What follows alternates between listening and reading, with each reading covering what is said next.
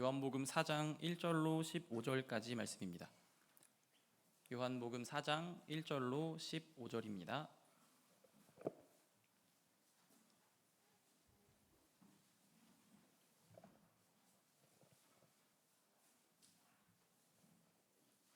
요한복음 4장 1절로 15절, 제가 한 절, 여러분이 한 절 교독하고 마지막 절은 합독하겠습니다.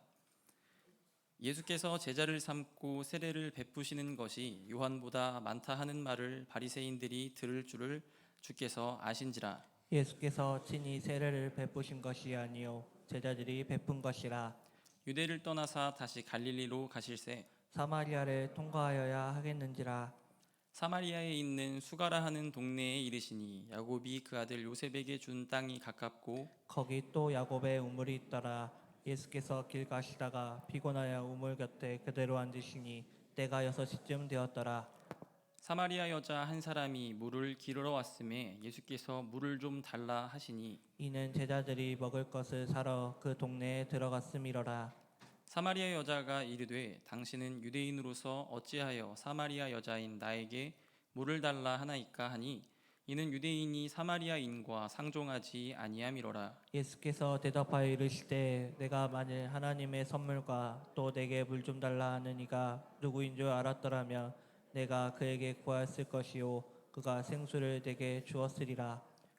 여자가 이르되 주여 물기를 그릇도 없고 이 우물은 깊은데 어디서 당신이 그 생수를 얻겠사옵나이까. 우리 조상 야곱이 이 우물을 우리에게 주셨고 또 여기서 자기와 자기 아들들과 짐승이 다 마셨는데 당신이 야곱보다 더 크니이까. 예수께서 대답하여 이르시되 이 물을 마시는 자마다 다시 목마르려니와 내가 주는 물을 마시는 자는 영원히 목마르지 아니하리니 내가 주는 물은 그 속에서 영생하도록 솟아나는 샘물이 되리라. 함께 읽겠습니다. 여자가 이르되 주여 그런 물을 내게 주사 목마르지도 않고 또 여기 물 기르러 오지도 않게 하옵소서. 아멘. 네. 어른 예배 설교는 저한테 늘 힘든 자리인 것 같습니다. 부담이 좀 되긴 되더라고요. 네. 아마 제 삶이 성도님들의 삶만큼의 깊이와 무게를 가지지 못하였다는 걸 저 스스로도 절감하고 있기 때문에 뭐랄까 무슨 말씀을 준비해야 할까 하는 고민이 늘 있는 것 같아요. 다만 강단에 서서 말씀을 전하는 게 제 사명이니 또 한편으로 맡겨진 자리를 잘하고 싶다라는 생각도 합니다. 어른 설교를 앞두고 고민 끝에 아마도 목사님과 전도사님을 제외한 저만 할 수 있는 설교를 해보자 하는 생각이 들었습니다. 들어서 익숙하게 알고 있던 본문의 말씀을 좀 더 신학적으로 접근한 메시지를 전해볼까 하는데요. 부족하지만 하나님의 말씀을 사모하는 우리 성도님들의 신앙에 도움이 되는 시간이었으면 합니다. 네, 본문에 들어가기에 앞서서 함께 먼저 나누고 싶은 말이 있습니다. 성경에 관한 오래된 격언인데요. 뭐냐 하면 성경은 우리를 위해 기록되었지만 우리에게 기록된 건 아니다라는 말입니다. 이 말이 성경이 오늘날 우리의 삶에 하나님의 은혜와 뜻을 깨닫게 하고 구원으로 인도하는 분명한 하나님의 말씀이지만 동시에 성경은 수천 년 전에 기록된 이 하나님의 말씀에는 분명한 원래 수신자가 있었음을 의미합니다. 그러니 성경을 해석할 때는 오늘 내 상황에 하나님의 말씀을 대입해서 적용하는 일 역시 중요하지만 그 전에 빼놓지 말아야 할 부분으로 이 기록된 말씀을 가장 먼저 전달받았을 역사적인 1차 수신자들, 그들에게 이 말씀이 어떤 의미로 읽혔을지를 고려해야 한다는 점입니다. 해당 성경의 1차 수신자들에게 기록된 하나님의 말씀이 복음서의 경우 예수님의 이야기가 그들에게 어떤 메시지였을까를 염두에 두어야 한다는 거죠. 그러니까 우리는 지금 21세기를 살고 있잖아요. 근데 성경을 받았을 초대교회는 1세기의 사람들, 거의 지금으로부터 2000년 전 사람들이니까 2000년 전 사람들은 이 같은 하나님의 말씀을 보고 무엇을 생각했을까? 우리와 배경 지식도 다르고 사고도 다르고 그 상징들도 다 다르게 이해했을 텐데 그것을 한번 차근차근 알아보는 시간을 가져보고자 합니다. 오늘 본문은 다들 익숙하게 알고 있는 사마리아 여인을 만나신 예수님의 이야기입니다. 사마리아 여인과 예수님의 대화는 물을 달라는 내용으로 시작하여 여인의 개인사, 예배 장소, 참된 예배에 관한 대화, 그리고 메시아의 도래로 그 주제가 변화하는 적지 않은 분량의 내용으로 구성되어 있습니다. 본문 전체를 이 시간에 다 읽기에는 그 시간이 부족할 거라는 생각이 들어서 오늘은 예수님과 사마리아 여인의 만남 부분을 대표로 읽어봤는데요. 오늘 함께 읽지는 않았지만 아마 우리 성도님들 모두 알고 계실 겁니다. 이게 어떤 내용인지 말이죠. 사마리아 여인에게는 과거 5명의 남편이 있었고 지금 함께 살고 있는 남자도 남편이 아니죠. 이 부분에서 우리가 전통적으로 가지고 있던 본문에 관한 해석을 넘어 1세기 이 본문이 어떻게 읽혔을지를 함께 생각해 보고자 하는데요. 먼저 우리가 바로잡아야 할 오해가 하나 있습니다. 우리는 이 본문을 과거 사마리아 여인을 두고 그녀가 성적으로 부도덕한 사람이라고 너무 쉽게 생각해 왔었는데요. 이 부분에 대한 내용을 잠깐 다루고 넘어가고자 합니다. 성경이 기록될 당시의 문화는 지금보다 더 남성의 권위가 강했던, 남성 우월주의가 팽배했던 사회였습니다. 이 시기 여성의 권위란 더군다나 유대 사회 내에서의 여성 인권을 생각해 본다면 여성 스스로 이혼과 재혼을 결정한다는 건 상상하기 어려운 일이었습니다. 그리고 아마 본문 속 사마리아 여성의 이혼 사유가 성적으로 문란했기 때문이라면 그녀는 여러 번의 재혼이 아니라 이미 진작에 돌에 맞아 죽었을지도 모릅니다. 그녀는 사회적으로 약자였고 사람들로부터 좋지 못한 시선까지 받았던 인물이었던 거죠. 그리고 그런 그녀를 일부러 만나기 위해 주님은 의도적으로 사마리아를 거쳐가는 경로로 이동하십니다. 추가로 1세기의 교회 공동체는 오늘의 이 본문을 보았을 때 무슨 생각이 들었을까요? 그러니까 초대교회겠죠. 초대교회는 요한복음의 이 말씀을 딱 받았을 때 이걸 어떻게 읽혔을까요? 과거의 관점으로 본문을 이해하기 위해서는 본문의 구성 요소들에 대한 그 당시의 이해, 그 당시의 시대적인 배경과 문화적인 이해를 함께 갖추어야 합니다. 예를 들면 이런 겁니다. 제가 여러분들에게 짧은 문장을 하나 들려드릴 텐데요. 이 문장은 들으면 아마 여러분들 머릿속에 비슷한 그림들을 그리게 될 거예요. 요겁니다. 총칼을 겨누고 있던 싸우던 자리에 이제는 분홍빛 무궁화가 가득 피게 되었습니다. 이 문장을 딱 읽었을 때 여러분 머리에 어떤 이미지가 그려지나요? 아마도 전쟁이 끝났구나, 평화구나 하는 이미지가 그려지는데 그 평화는 다른 평화가 아니라 국가의 평화, 우리 대한민국의 평화일 겁니다. 왜냐하면 그 싸우던 자리에 피어난 꽃이 다름 아니라 무궁화이기 때문이죠.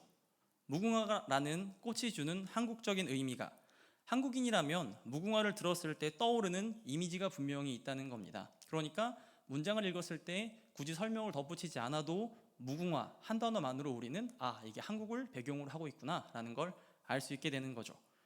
이런 건 외국인이라면 알 수 없는 한국적인 정서나 문화로부터 형성된 상징에 대한 이해입니다. 이러한 개념을 이제 오늘 본문에 접목시켜 보고자 하는데요. 먼저는 그녀의 남편에 관한 내용입니다.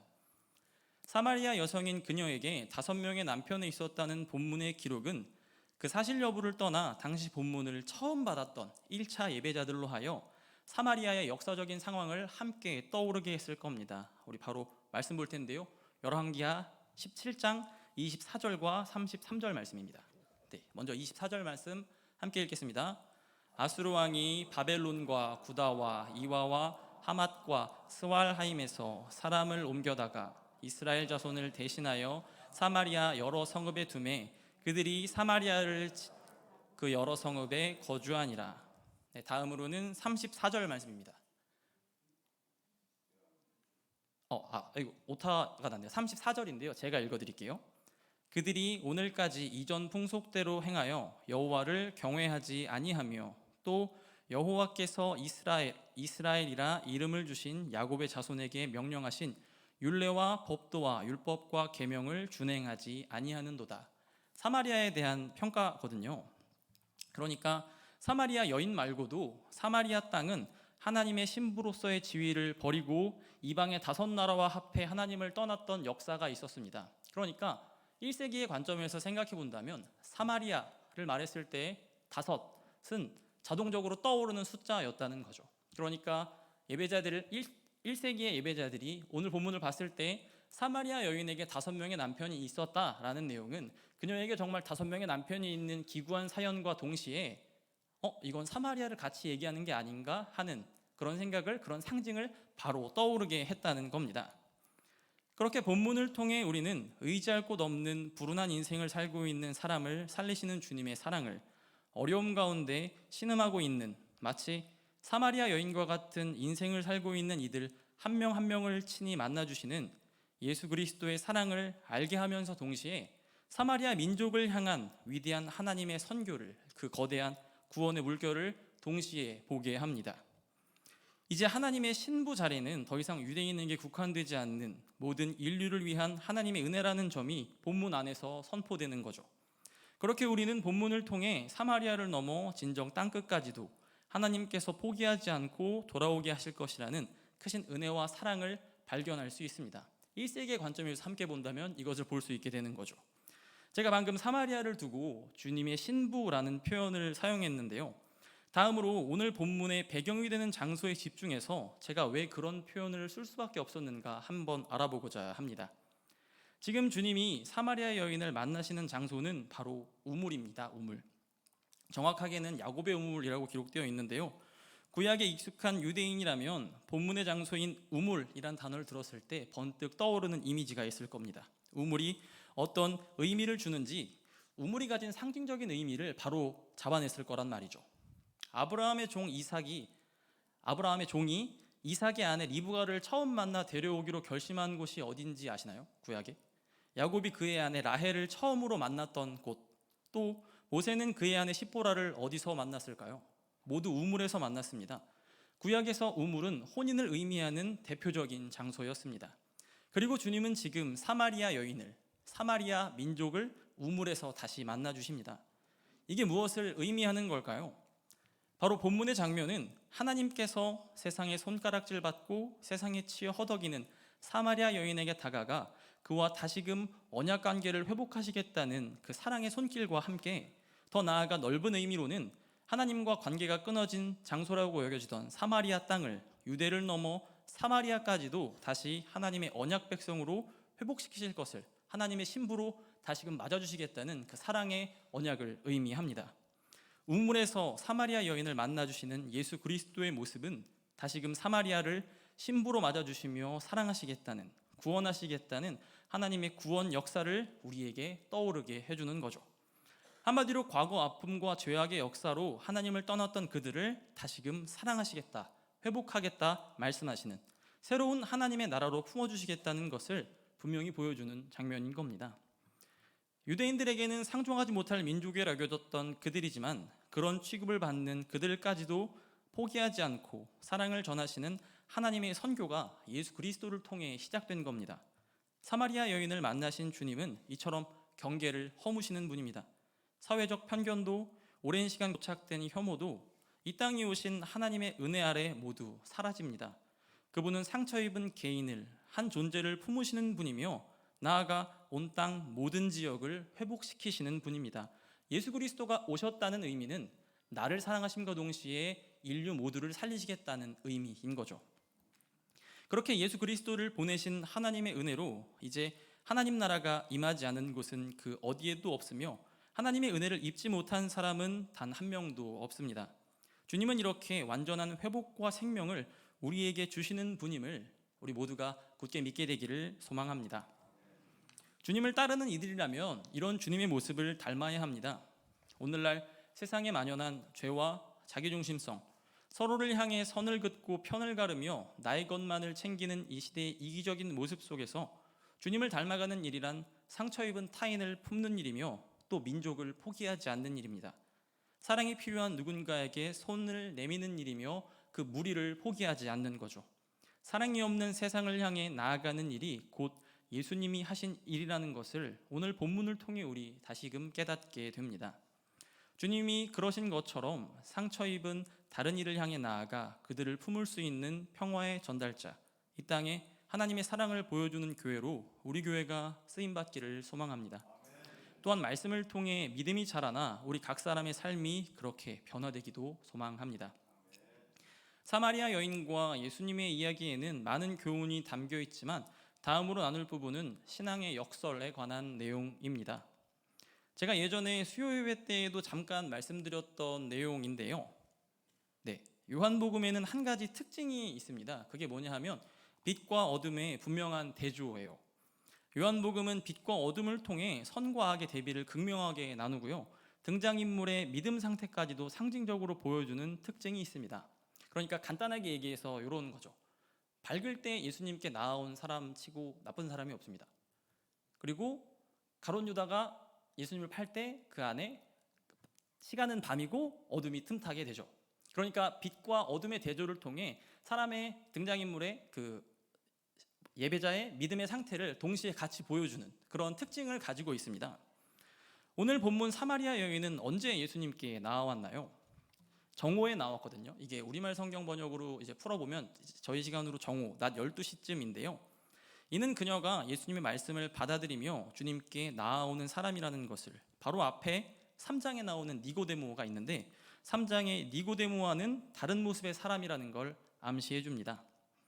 네, 추가로 이제 니고데모는 입체적인 인물로 단순히 그가 주님의 말씀을 알아듣지 못했다고 해서 믿음이 부족하다, 이렇게 올바른 예배자가 아니다 이렇게 단정짓기는 좀 어렵습니다. 그리고 네, 나중에 니고데모는 다시 다루도록 하겠습니다. 네, 여기선 사마리아 여인을 좀 집중하고자 하는데요.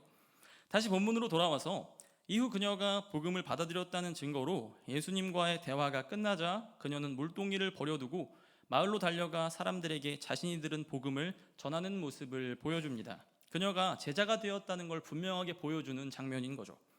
우리는 제자로 거듭나는 사마리아 여인의 모습을 통해 위대한 신앙의 역설을 발견합니다. 니고데모는 유대인이면서 남성이었습니다. 게다가 그는 율법교사였고 회당의 지도자격 인물이었습니다. 그에 반해 본문의 사마리아 여인은 사마리아 출신이고 말 그대로 여성이었습니다.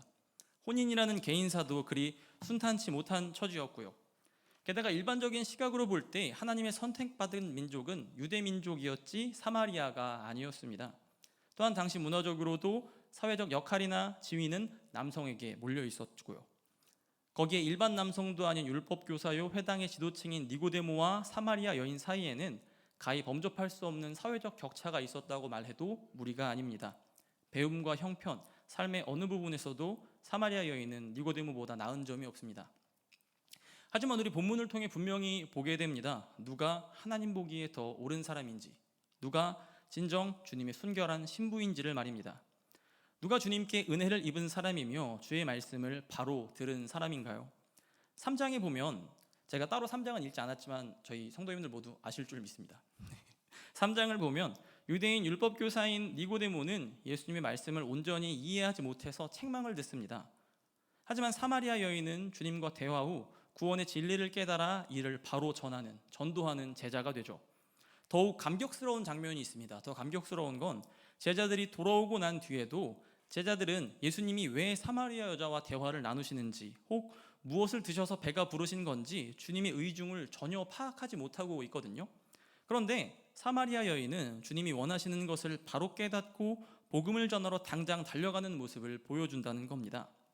지금 본문의 장면 속, 본문의 이야기 속에 제자들이 추가되었지만 예수님과 진정한 교제를 나누며 소통하는 사람은 사마리아 여인밖에 없습니다. 이 본문을 읽어보면 아무도 주님 마음을 알지 못하는데 이 연약하고 가진 것 없는 불우한 사마리아 여인만이 주님의 마음을 알아듣고 그 뜻을 이해하고 주님과 같은 뜻을 펼치고 있는 겁니다. 다시 말해 하나님의 사랑이 상처 입은 개인에게, 버림받았다고 여겨지는 민족에게 놀라울 정도로 뜨겁게 임재한 장면을 보여주는 거죠. 그렇게 그녀는 이제 주님의 제자가 되어 물동이를 내려놓습니다. 그리고 물동이를 두고 갔지만 동시에 생명의 물을 얻게 되었습니다. 형편이 어렵고 사는 게 아니라고 생각되는 그 괴로운 상황 가운데 말씀의 깨달음으로 말미암아 복음을 향해 달려가는 삶을 선택한 사마리아 여인의 모습, 주님 앞에 생존까지도 내려놓았더니 주님이 생명으로 그녀를 채워주시는 감격스러운 장면이 본문에서 펼쳐지게 되는 거죠. 팍팍한 그녀의 삶을 근근히 살아가게 했던, 마지못해 생존을 위해 붙잡고 있던 것이 물동이의 물이었다면 이를 내려놓고 주님께 마음을 열었을 때 그녀는 영원히 목마르지 않는 영원한 생수를 얻게 된 겁니다. 주님은 그렇게 사마리아 여인을 만나주시고 사마리아 민족을 구원하시며 동시에 우리를 사랑하시는 분입니다. 우리의 모습을 돌아봅니다. 어쩌면 우리가 붙들고 있는 생존의 무언가가 주님을 향해 이거 없으면 안 된다고, 꼭 이것만큼은 달라고 요구하는 그 무언가가 오히려 주님이 우리에게 채우시길 원하는 은혜를 가로막고 있진 않은지 우리를 돌아봤으면 합니다. 우리를 영원히 목마르지 않게 할 생명의 물, 오직 주님께만 있음을 우리 믿고 그 믿음으로 주님께 순종하며 나아가길 소망합니다. 우리를 크게 사랑하시는 하나님을 기억하면서 그 사랑에 반응하며 예배자로 오늘을 살아가는, 주님의 그 사랑을 온전히 받아 그 사랑을 전하는 우리 교회, 우리 성도님들 모두가 되시기를 소망합니다. 네, 말씀을 기억하면서 함께 기도하겠습니다. 사랑해 주님, 감사합니다. 사마리아 여인을 찾으시고 만나시며 사마리아 민족을 품으시는 하나님, 그 하나님의 사랑이 오늘 나에게도, 오늘 우리에게도 동일하게 임하고 있음을 고백합니다. 주님의 그 사랑을 우리가 다 알 수 없지만, 주님의 그 마음을 우리가 전부 다 알 수는 없지만, 그 사랑을 받은 자로서 마땅히 우리 하나님의 뜻을 실천하길 원합니다. 어려운 삶 가운데에서도 나를 위해 사는 삶이 아니라 복음을 전하는 삶을 선택하고 주님 앞에 나아가길, 복음을 전하는 데 있어 다른 그 어떤 것보다 오직 하나님의 마음만을 떠올리며 복음에 전념할 줄 아는 우리가 되기를, 그리고 그 사랑을 충만히 받아 그 사랑을 전하는 우리 남사 보배로운 교회와 우리 성도님들 한 분 한 분이 되길 소망합니다. 연약한 우리의 삶을 만지시는 주님을 기억하며 이 사랑의 전달자로 오늘을 살게 해주시옵소서.